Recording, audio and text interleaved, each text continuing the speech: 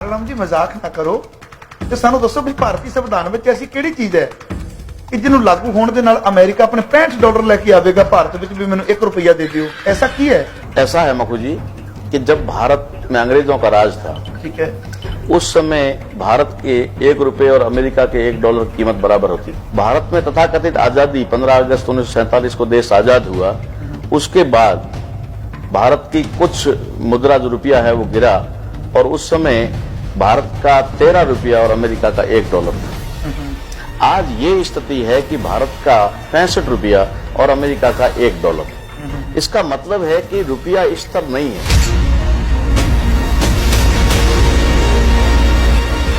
कहीं न कहीं रुपये की वैल्यू गिर रही है और डॉलर की वैल्यू बढ़ रही है, इसलिए रुपया आए दिन गिर रहा है।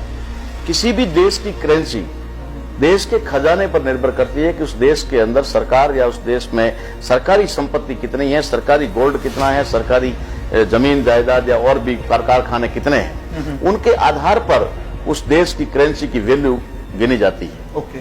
जबकि यहाँ इस देश के अंदर तो ऐसा है कि भारत सरकार के पास जितना सोना नहीं है खजाने में, उससे कई गुना ज्यादा सोना तो देश के मंदिरों में पड़ा है। जहां पर भारत सरकार का कोई लेना देना नहीं है। कुल 27 लाख मंदिर हैं पूरे भारत में, छोटे और मोटे 27 लाख मंदिर हैं। उनमें से मैं 4 मंदिरों का आंकड़ा आपको बता दूं कि 4 मंदिरों में 30,000 टन सोना, 30,000 टन सोना। और उन मंदिरों के ऊपर ना तो पब्लिक का कोई कंट्रोल है, न सरकार का कोई कंट्रोल है। पता नहीं किसका कंट्रोल है, ये भी पता नहीं। ओके। मैं आपको सिर्फ 4 मंदिरों का उदाहरण दूं इस देश के अंदर, और टोटल मंदिर भारत में 27 लाख है। अभी तक हमारे पास 4 मंदिरों का आंकड़ा है, जिसमें महालक्ष्मी मंदिर है, शिरडी वाले साईं बाबा का मंदिर है, महापद्मानाथ मंदिर है और तिरुपति बालाजी। ये 4 मंदिरों के पास ऑन द रिकॉर्ड 30,000 टन सोना है।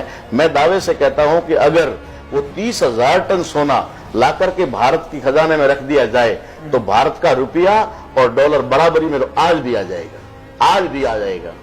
लेकिन अगर उन 27 लाख मंदिरों में रखी हुई प्रॉपर्टी और जो आज की तारीख में सरमाएदारों के पास में जो सरकार की संपत्ति बेच करके उनके हक और अधिकार में डाल दी गई है, उस सारी संपत्ति को अगर भारत सरकार की संपत्ति घोषित कर दिया जाए तो अमेरिका $65 लेकर 1 रुपया लेने आएगा। ये मैं कहता हूं।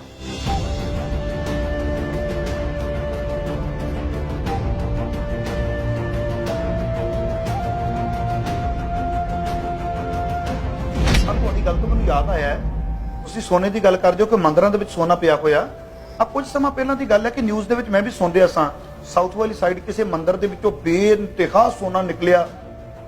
मेरे ख्याल 5 कमरे खोले गए। ये बाबत तुहाडा की नजरिया है?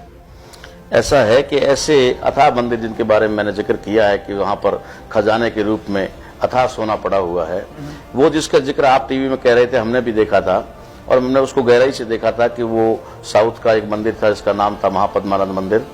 और वहां पर सोने के खजाने के रूप में जब 5 कमरों को खोला गया तो उसके अंदर लगभग 10,000 टन से ज्यादा सोना मिला था एक ही मंदिर में।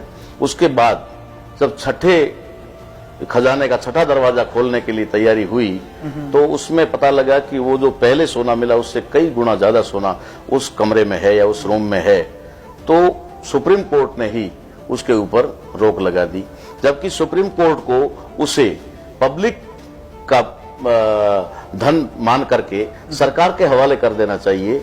लेकिन खुद सुप्रीम कोर्ट ने उस पर रोक लगाई कि नहीं, दरवाजा बंद करो, खोलना नहीं है। और उसके बाद वो खबर कहां गायब हुई, मीडिया के लोगों को अंदर घुसने पर रोक लगा दी गई और वो सोना किधर और कहां गायब हो गया आज दिन तक किसी को पता भी नहीं चला है।